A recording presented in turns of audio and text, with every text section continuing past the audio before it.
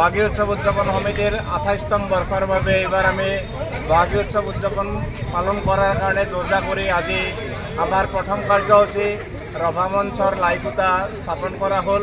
আৰু এইখিনিতে আমি পাঠৰগুৰি বৃহত্তৰ পাঠৰগুৰি গোটেই সমাজ লগ লাগি আজি এদিনীয়া কাৰ্যসূচী এইকাৰণে কৰিছোঁ যে আমি যোৱা বছৰ কাৰ্গিল যি আমাৰ যুদ্ধ আৰম্ভ হৈছিল পাকিস্তানৰ লগত, সেইকাৰণে যোৱা বছৰ আমি এবছৰীয়া এদিনীয়া কৰিব লগা হৈছিল।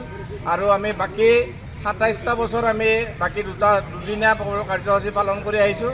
আৰু এইবাৰো আমি জুবিন গাৰ্গৰ স্মৃতিত আমি বেছি হেৰি নকৰি অনুষ্টুপীয়াভাৱে এদিনীয়া কাৰ্যসূচী লৈছোঁ। আৰু এই কাৰ্যসূচীত সকলোৰে সহযোগ কৰিবলৈ আমি আহ্বান জনাইছোঁ। আৰু আমি ৰাতিপুৱাৰ পৰা সেইদিনা আমি 8 মে' তাৰিখত আমাৰ ৰাতিপুৱাৰ পৰা দিনজোৰা কাৰ্যসূচী চলিব।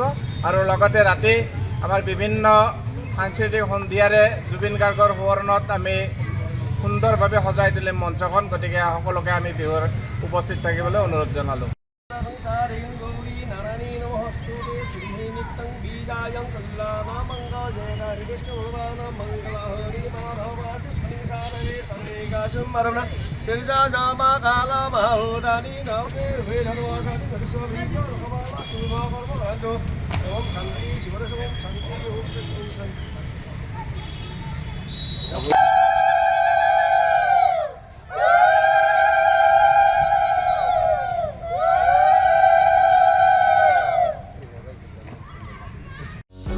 যিকোনো খবৰৰ বাবে যোগাযোগ কৰক আমাৰ এই নম্বৰত 9181 307 221।